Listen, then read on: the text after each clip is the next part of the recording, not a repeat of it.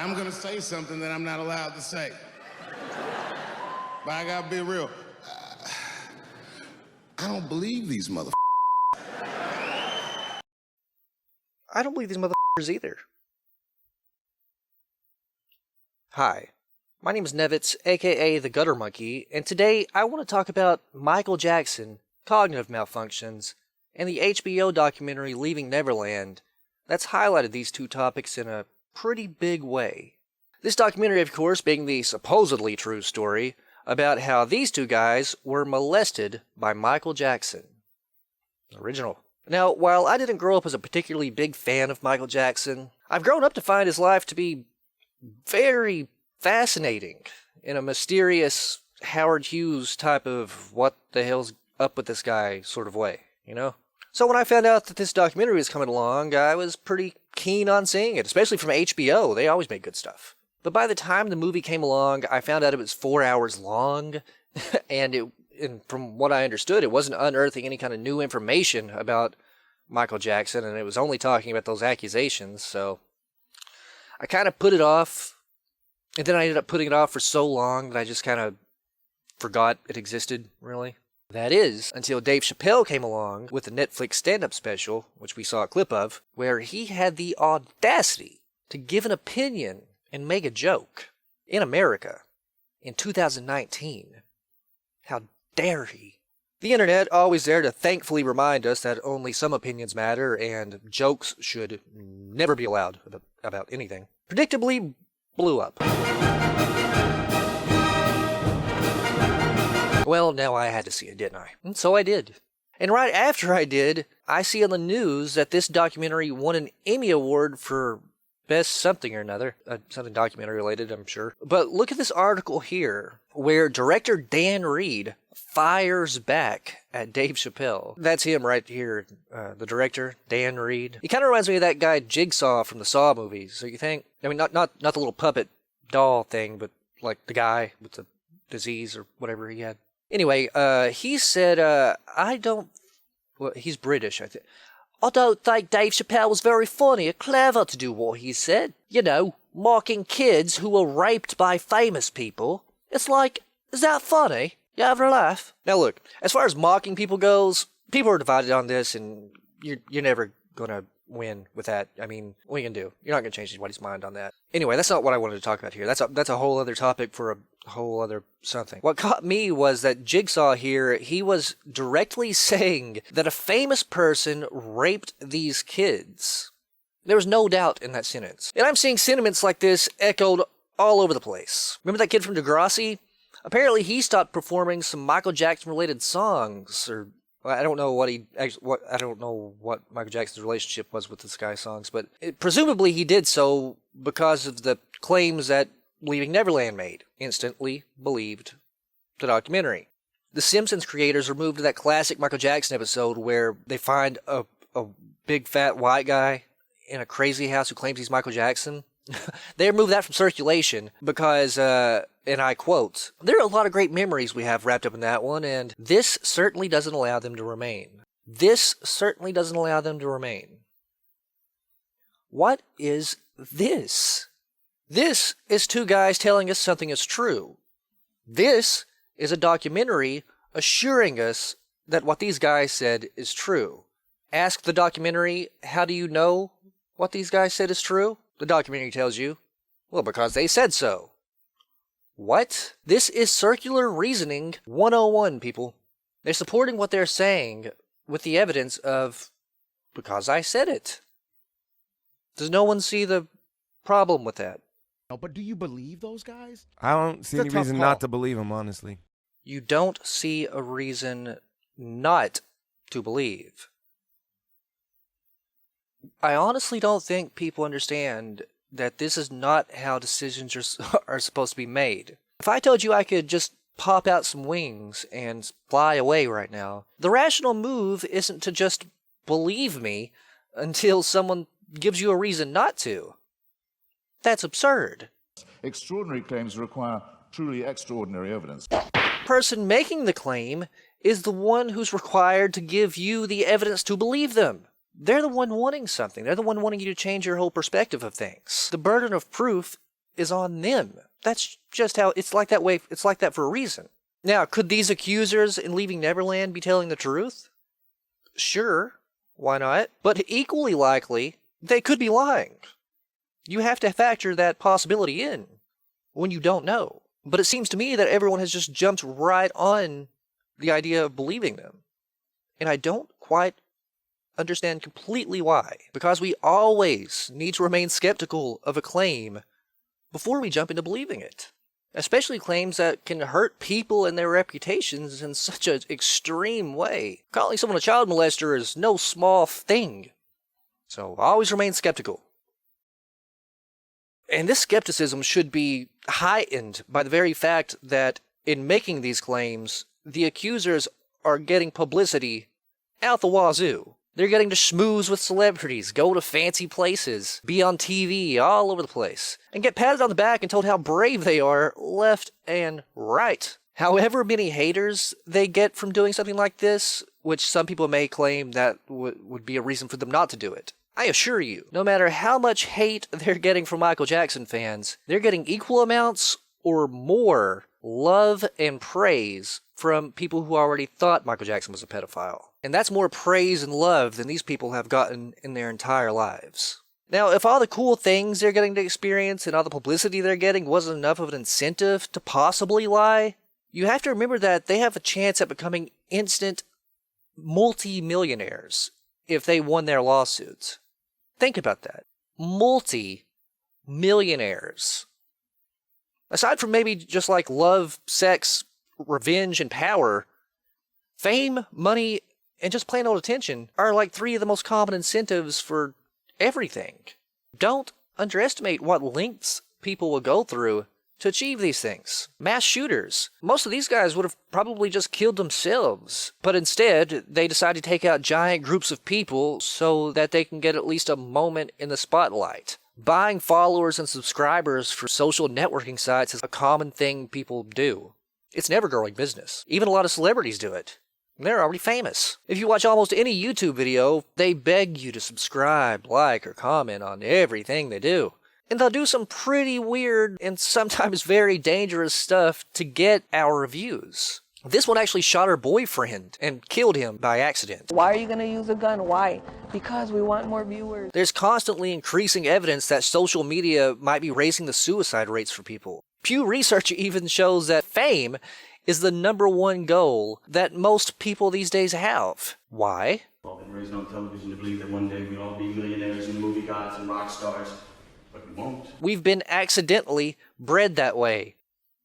Remember Juicy Smollett? This guy was already a celebrity and still pulled a harebrained and possibly illegal stunt where he could be viewed as the victim and receive all the glory and attention that you get from saying something like that. Or what about this lady? Tanya Head. She was a survivor of the tragic 9/11 attacks where she was left with a terrible scar and where she lost her husband, Dave, who was in the North Tower. During her recovery process, she became so active, popular, and accepted within the survivors groups that she attended, that she eventually grew to overcome her struggles and become president of the World Trade Center Survivors Network.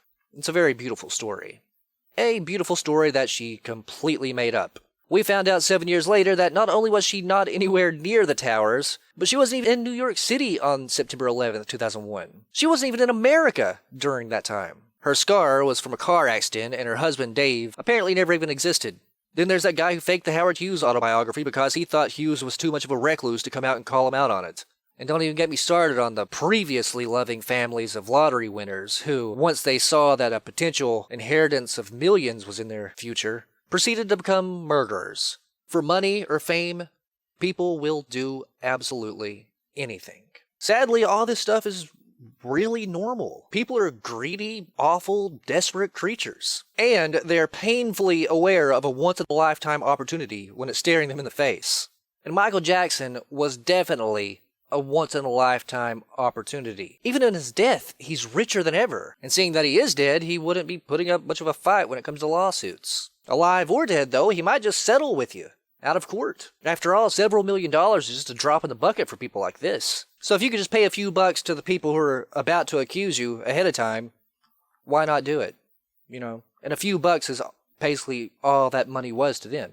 Places like Walmart settle slip and fall lawsuits all the time just to avoid the bad press and the hassle. It's costly and it's a pain in the butt. So sometimes, it's just easier to give them what they want and they'll go away. And if that didn't make Michael Jackson enough of a once-in-a-lifetime opportunity to throw a lawsuit at, he also had this tainted reputation of being a pedophile. If someone's already got a reputation like that and you're accusing them of the same thing, that's just all the more reason someone would believe you. You gotta remember that most of us are going to live and die either poor, middle class, or if we're lucky, upper middle class. And almost none of us are going to come even slightly close to being famous. Not even for 15 minutes. Sorry, Andy, but it's kind of true. And in a society like ours where fame and riches are so celebrated, like you don't even matter if you don't have one or both of those things, not having that is a real bummer for a lot of people. Very, very pissed off. But what people would this bum out more than anyone else? Why, the people who've spent their entire lives in the pursuit of fame and attention, of course. B-listers, C-listers, D-listers, has-beens. They'll do anything to get back in the limelight, even if just for a moment. They'll exploit their addictions. They'll eat a kangaroo penis. They'll release sex tapes. They'll box with each other. They'll dance like monkeys. They'll become Corey Feldman. They'll do anything to stay culturally relevant. Which, funny enough, one of our accusers in Living Neverland, Wade Robson, actually wrote about in his diary. While he was in court over his lawsuit, the lawyers got a hold of his personal diary, and they found him writing about the molestation. And he actually said, "My story of abuse and its effects will make me relatable/relevant." And then, if that wasn't bad enough, under it, he wrote, "It's time for me to get mine!" Exclamation point. So if we already know, which we do, how willing people are to lie, make fools of themselves, and even risk their lives in the pursuit of fame, money, or both, then why are we not factoring in this possibility in this scenario? With these two guys. These two guys who grew up with stage moms. He's money in the bank. And were child performers who evidently continued pursuing the spotlight all throughout their adulthood. Now, we should always remain skeptical about claims like this, even when there's no clear incentive. But look at the massive amount of incentives we have.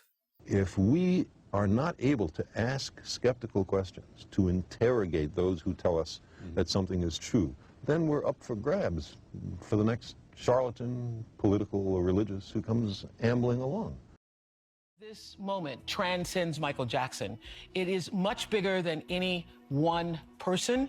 This moment transcends Michael Jackson. It's as if she's saying that it doesn't matter if the claims are true or not. It's just a good excuse to talk about sexual abuse.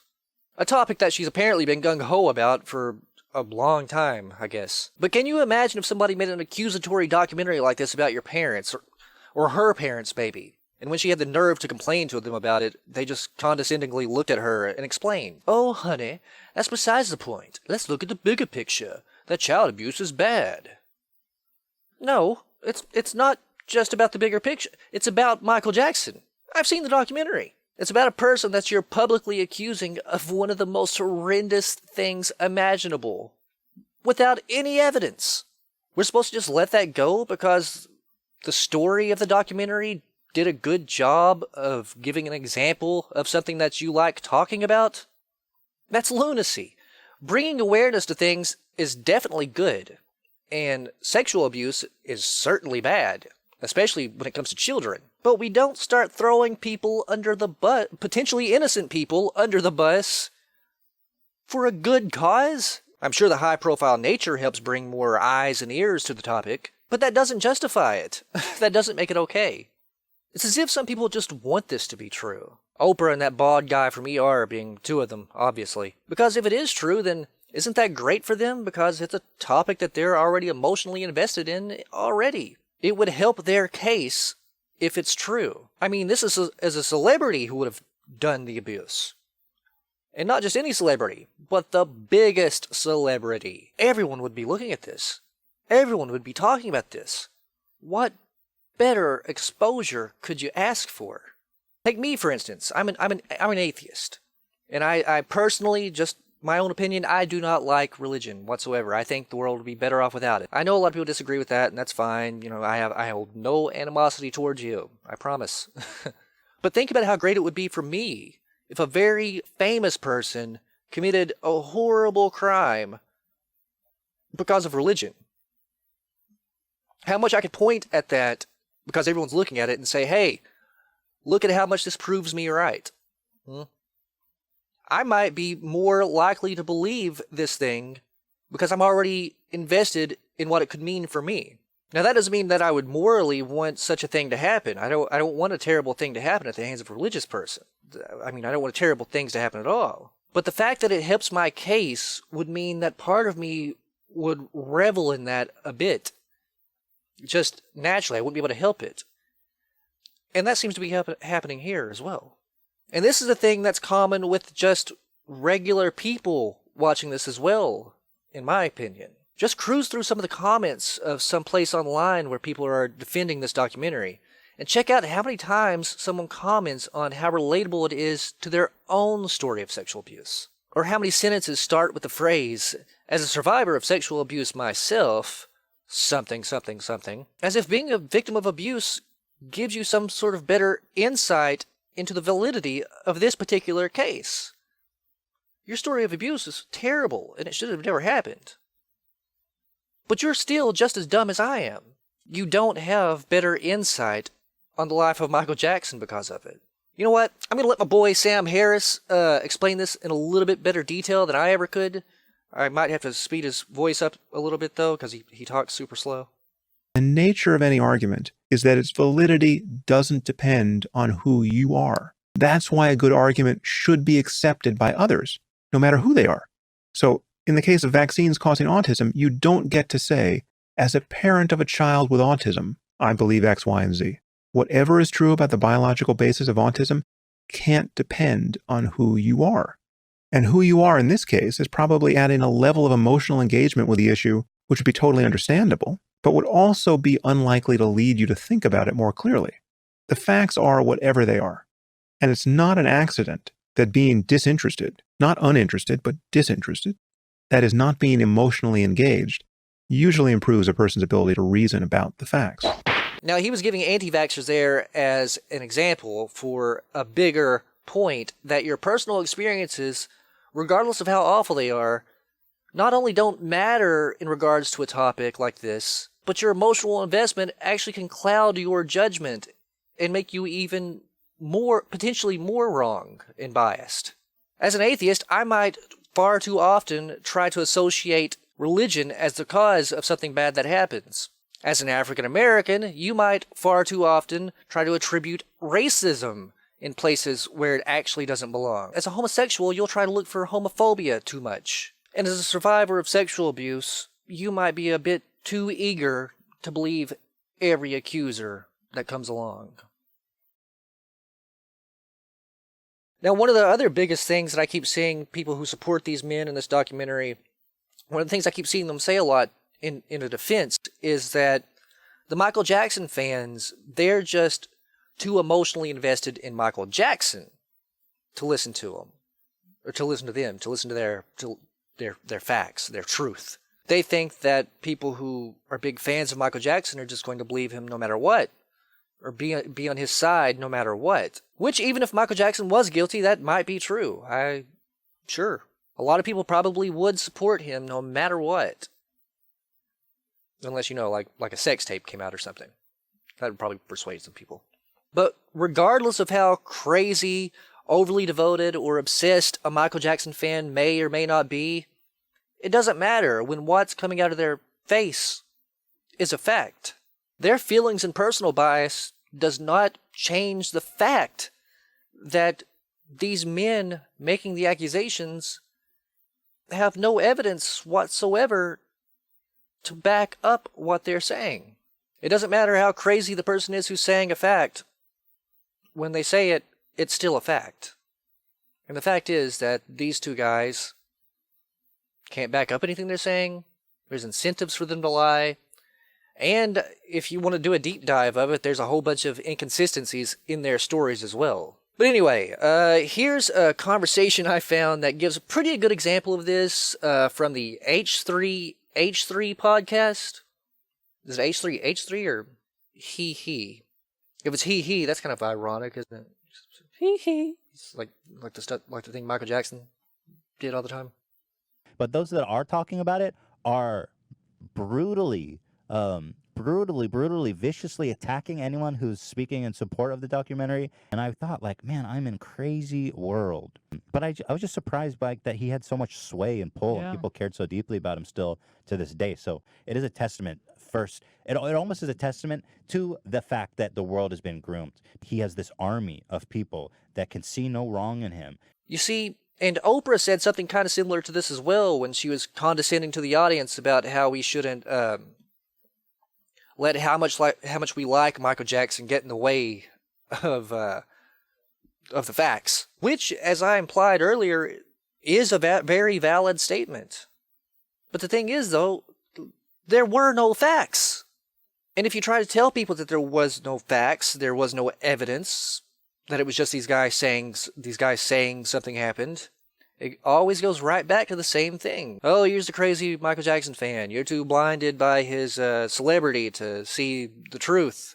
Instead of listening to the argument, they instead just assume that the people making the argument are crazy and just disregard what they're saying. It's a thing that I can really relate to, honestly. Because, believe it or not, I too have had a bad habit in the past of cognitively and unintentionally making caricatures out of groups who I disagree with. During my hardcore liberal phase of my life, which was most of my life, I thought about all conservatives as being hateful, greedy, mostly white people who were heartless toward the poor and probably racist and homophobic. In recent years, I started doing the same thing to liberals. I started thinking about them as caricatures of just whiny crybabies who were just overly sensitive and always thought far too much with their heart and far too little with their brain. But the thing about putting people into a little group, slapping a label on them, and thinking about them as like a cartoon version of something you don't like, it makes it really super easy of just disregarding anything they say. You've essentially dehumanized them and started looking at them as a crazy cult of something. Completely brainwashed to believe whatever their side as a whole thinks. It's a thing I've often done, and a thing that I'm still capable of doing even now when I recognize how illogical it is to be doing that. Because it's just something that humans do. It's natural. We all do it. You do it. And if you think you don't, then you're just wrong. So when you think about this issue with Michael Jackson, try to overlook however crazy you think his fans are. And just look into the actual facts. We're all naturally suspicious of people who we don't understand. And we believe things far too easily. That's why we have courts. You can't trust people's emotions, gut feelings, and biases to make good decisions. You need some sort of structure and process to go through and rules to follow to protect yourself as best you can from coming to incorrect conclusions. So while I vehemently disagree with the supporters of this documentary, I can kind of see where they're coming from. Because I too was once in their shoes. As I said earlier, growing up, I was not a big fan of Michael Jackson. I like stuff like this or this. What I mostly knew about him was that he was really weird. And I think that's what most people know about him. Normal people, even people who are big fans of a celebrity, don't spend a whole lot of time obsessing over them. They've got lives to live, you know? They got places to see, people to do. Most of the information they get about someone is given to them in the peripheral of their minds. Like me, for instance. I used to watch a lot of entertainment shows like Access Hollywood and Entertainment Tonight and some random stuff on the E! Network. And I'd stay up late and watch late night talk shows like Conan O'Brien, Late Night with Conan O'Brien, and Jay Leno, which I usually just had to sit through that because Conan O'Brien came on after. And in those days, especially in the early 2000s, during Michael Jackson's trial, everyone talked about this guy. And they talked about him as if he was definitely guilty, as if there wasn't even a doubt about it. All the jokes were constantly at his expense, not in his support. And every joke you heard was pretty much was a pedophile one or one about how weird he looked. And then when I go to school, they were talking about him and they were making pedophile jokes and stuff. And everybody kind of just universally spoke as if he was definitely a kid toucher, more or less. And as if that wasn't enough stuff permeating my subconscious, you were also hearing all these crazy rumors bandied about. It didn't matter if any of this stuff was true or not. It was talked about so much that you just sort of assumed it was true. You figured, why would people keep saying this if it wasn't true? Especially the people on TV. They're on TV. They definitely know more stuff than we do, right? And then all I had to do was just look at the guy. The difference between how he used to look and how he looks now, he was just weird. I didn't understand him. So when they'd say he was a pedophile, I figured, okay, sure, I kind of accept it because it made sense. It made sense of him. Being a pedophile is a weird thing. He's a weird guy. Fits perfectly. Even after he was found innocent, I just kind of chalked it up to, well, maybe the courts made a mistake, or he used his power and money to somehow sway things in the direction he wanted. What I did know, though, was that nobody on TV was suddenly talking like he was innocent. They were either not talking about him anymore, or they still kind of acted skeptical all the time. And the jokes about him never stopped. Never.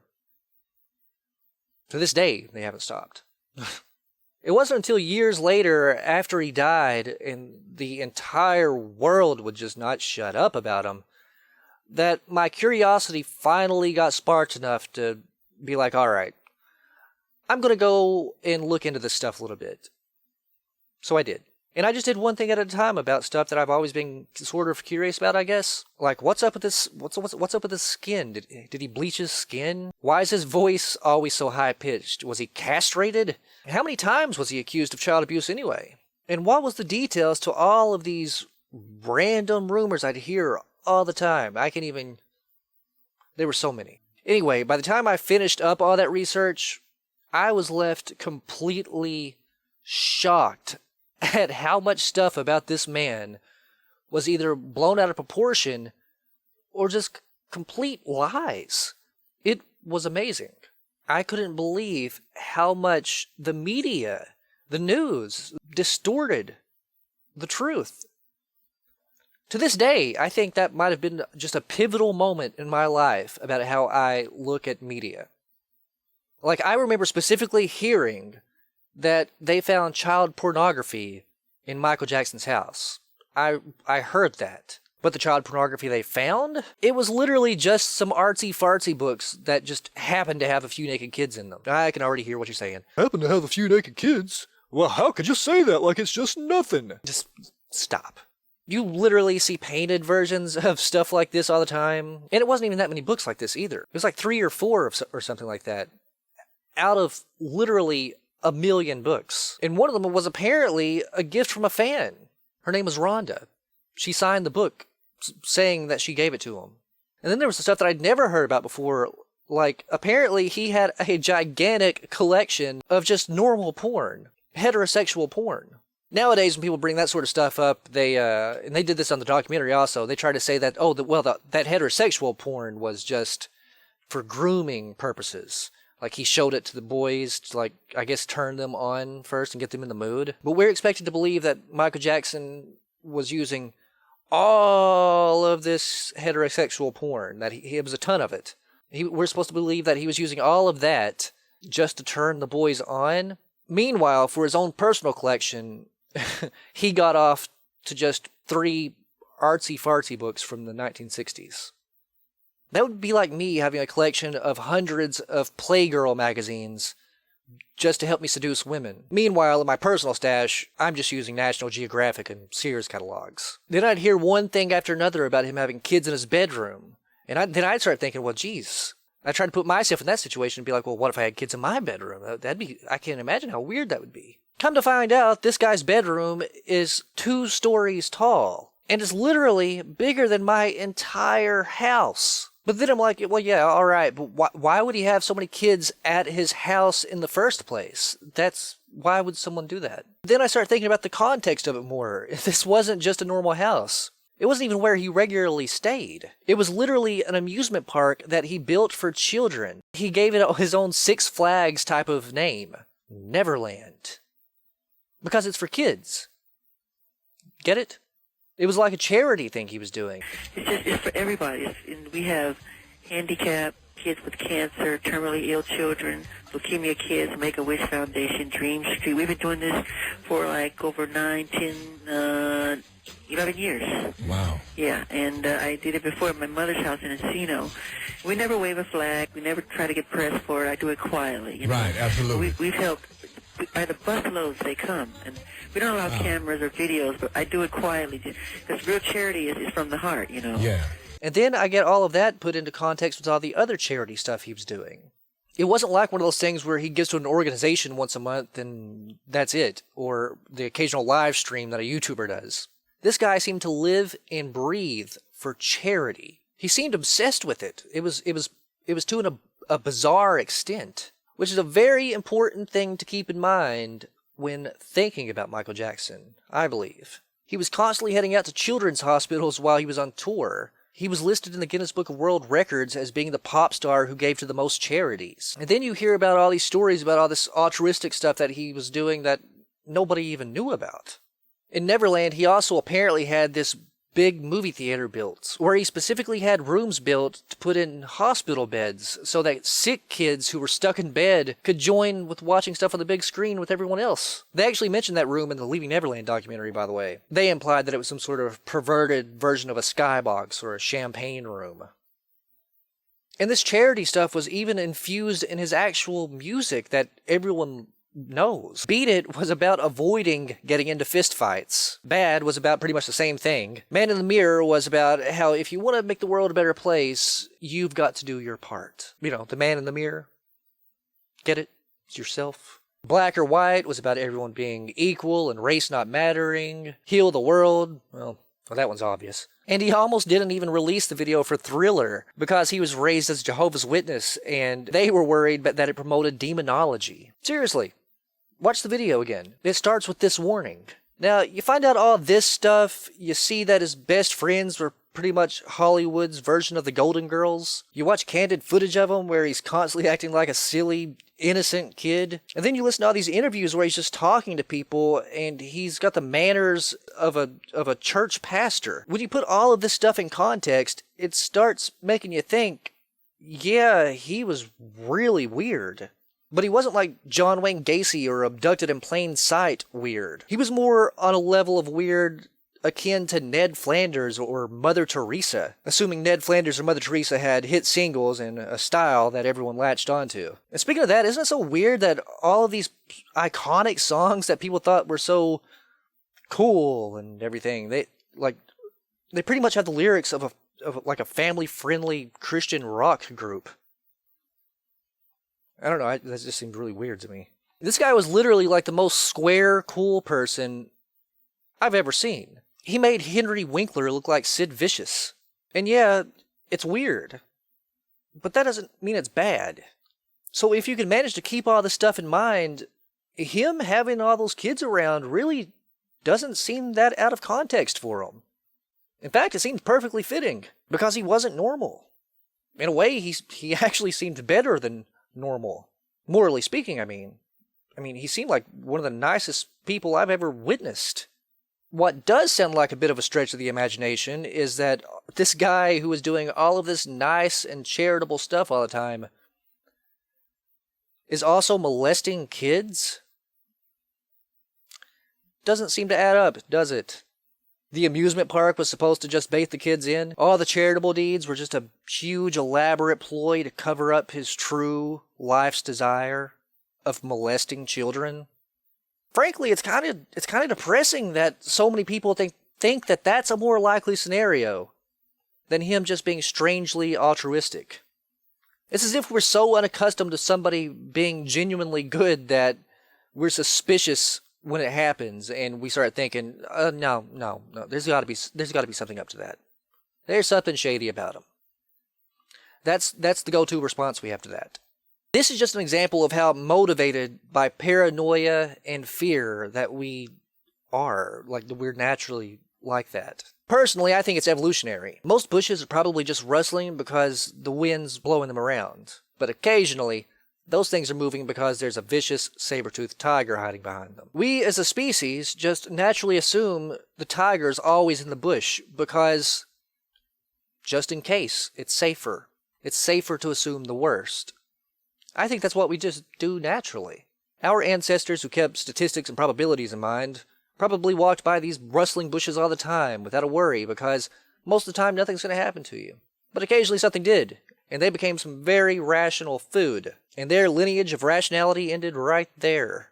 Meanwhile, our paranoid ancestors who freaked out about everything, they wouldn't go near any bush because fear was their number one thing. Yeah, they were wrong most of the time, but sometimes they weren't, and that meant that they were never eaten. And their genes just kept on spreading and spreading and spreading and spreading until they made our entire world full of a bunch of scaredy cats who were paranoid about every monster under the bed. The monster under the bed, in this case, being Michael Jackson. The rustling bush who we think a saber-toothed tiger is behind. But in reality, it's probably just the wind. And what people need to accept in their own families is that people can do good things, they can be loving and helpful, and also be an abuser and a person who does bad things. Both can be true. Yes, Oprah. I'm not an idiot. Not that much of an idiot, at least. People are complex. They certainly can do really great and nice and good things, while simultaneously doing very evil and mean and awful things. That's true. But the fact that it's possible does not mean that it's always probable. Something being possible doesn't mean anything. But he's got all the signs of a pedophile. Look at all the grooming he did. Ugh. This is just more connecting the dots to fit what you already believe. It's like a hypochondriac looking through WebMD and thinking every vague symptom in the book matches them. If you're looking for signs, expecting signs, or afraid that signs are there, it's not that hard to find signs. If you already had the idea in your head and you were expecting it, you could probably find that all these same signs of grooming fit Patch Adams or Mr. Rogers. But they didn't let kids sleep in the bed with them. You're gonna have to let that one go, alright? It's not illegal. The parents are okay with it. They probably had their reasons. That's their business. And that's the end of it. People live their lives in different ways. Some people think it's okay to do something that you might not think it's okay or appropriate to do. Some people take communal baths. Some people live in nudist colonies. People do all kinds of odd things. It's not odd to them. They don't see it as perverted. They just do what they do. I don't understand it. You might not understand it. And that doesn't mean they see it as sexual. People just do different stuff. You not understanding it does not mean that it's inappropriate. It just means that the only way you can fathom it is in an inappropriate light. I sleep in the bed with my dog, but that doesn't mean I'm into bestiality, even if most people who are into bestiality sleep in the bed with their dogs. Correlation does not equal causation. So is this kid's sleeping in the same bed as him thing all you're going to rest everything on? Is this what you're going to base the crucifixion of a man on? Have you ever noticed that the very fact that something is ironic, surprising, or unlikely, that makes it just all that more appealing for us to believe in it? Look at some of these rumors that people just love to share. They like to think that the world-renowned brainiac, Albert Einstein, failed his math class. That Mr. Goody Two-Shoes, Mr. Rogers, actually has arms covered in tattoos. Or that the supposedly wholesome Walt Disney was actually a mean old anti-Semite. The more an accusation contradicts everything we know about somebody, the more it sticks out to us. The more interesting and entertaining it is to us. The more we want to believe it and tell other people about it. Usually with an arrogant air of superiority of, well, actually, what might surprise you. All this helps spread the BS far and wide because we're all so eager to spread this rumor that contradicts everything we normally thought to be true. Until eventually this made-up thing is so well known that everyone just assumes that it's true. When the legend becomes fact, print the legend. And as far as I can tell, that's where we are with Michael Jackson right this moment, and have been with him since about 1993, that this ultimate nice guy actually had a dark, seedy secret all along. That's what we do, and that's what the news does. Because it's interesting, it's exciting, it's entertaining, it's fascinating, it's eye-catching. And in this case, it's in no way held up by any evidence. Like I said, I did watch the whole documentary. I watched all 4 hours of it. In no part in any of that was there any kind of evidence presented, other than them just saying so, and telling us to believe what they're saying. There were no audio recordings, no video recordings, no witnesses, no ways of behaving that nice guy Michael Jackson wouldn't behave. All of this boiled down to a couple of guys telling a story. A story that anyone could have made up. And several of the things were actually disproven, and some of their stories were contradictory to things they'd said previously. This is all it took to convince the world that the super nice guy, goody two-shoes, charity-loving Michael Jackson was actually a kid toucher. Just these two guys saying that he was. The whole thing should have just really ended there. No evidence, no story. Period. Because, as mentioned earlier, the burden of proof is on the accuser. Because they're the only ones, out of the two sides, who could even give any proof. You could probably think of a dozen things right off the top of your head that could prove without a doubt that he's guilty. There could be video footage of him doing something with a minor. There could be photographs. There could be sexy letters that he wrote to a kid. There could be DNA evidence. There could be a hard drive full of kiddie porn. There could be limitless stuff that would convince even the most ardent of Michael Jackson fans that Michael Jackson definitely did this. But what could convince the ardent Michael Jackson naysayers? What could there be? Realistically. Are they going to release a video of Michael Jackson not molesting someone and that's going to be proof that he's innocent? That's ridiculous. You can't prove a negative. Not in this instance, at least. I would say that maybe the accusers could just come out and say they're lying. But I don't even think even that would be proof enough. I could already see the conspiracy theories of, oh, well, the Jackson estate paid them off to say that or something like that. Because they don't even believe Macaulay Culkin or these other kids that have denied repeatedly that they were abused. Why is their word not good enough? But the word of these two random guys is. These guys who've spent their life from the time they were little kids looking for fame and attention.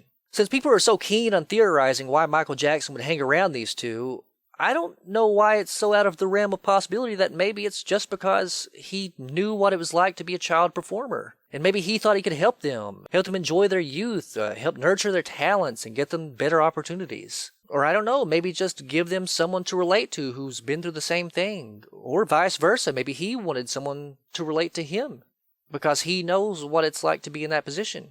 And that wouldn't be out of context because we already know of friendships that he had with people like Elizabeth Taylor, who used to be a child star, or Emmanuel Lewis, or Macaulay Culkin, or Corey Feldman, who all used to be child stars when he knew them. We're very much alike. Are you? Yes. We both had horrible childhoods. Well, working at the age of 9 is not a childhood.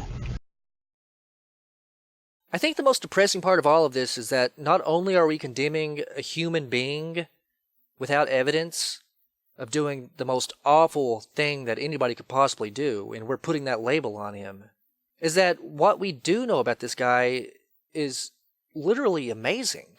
If innocent, which you can't prove he wasn't, then this was one of the most good people that I personally can remember ever existing. People always focus so much on his dancing and his music, which, yeah, it's iconic and it's a big part of our popular culture, but as far as the man himself goes, what we know of him, the charity he's done, it's unbelievable. What other person can you think of with that amount of fame and cultural relevance? Times Square literally had to be shut down just because he visited it. He wasn't even performing. He was just there, and they had to shut it down. Elvis may be close to that, but even he didn't reach Michael Jackson heights. And he certainly didn't write most of his music about inspirational messages about peace and helping people and bringing us all together.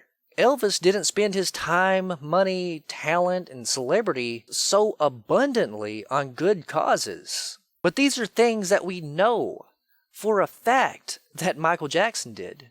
We have mountains of evidence of it. And instead of acknowledging that and how amazing it was and applauding it and using him as a role model because of it, we're calling him a monster and a pedophile and a freak, and we're making jokes about him. Why? Because a couple of people made some accusations? People with clear and obvious incentives to lie? Because of them and their word, we're willing to sacrifice what might very well be one of the best people we've ever had on our planet, just in case they're telling the truth.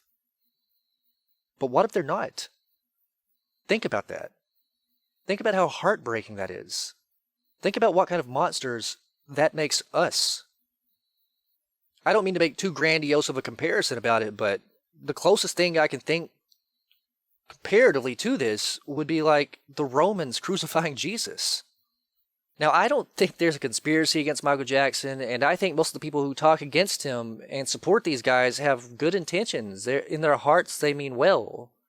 But their entire case is built on cognitive flaws, natural cognitive flaws that we all have. But the question in my mind becomes, at what point does understandable ignorance excuse disgusting things? At what point do you stop forgiving them because they know not what they do? I don't know, but anyway, I didn't mean to get so somber there at the end, but I usually don't make stuff like this, but I just watched that documentary and I had this stuff on my mind, and I figured this would be a more interesting way of expressing my feelings on it than just a blog post or a diary entry or something like I usually do. So we'll see how that goes. So until next time, when I'll probably just be playing a video game or something a lot less serious, my name is Nevitz, aka the Gutter Monkey. Goodbye.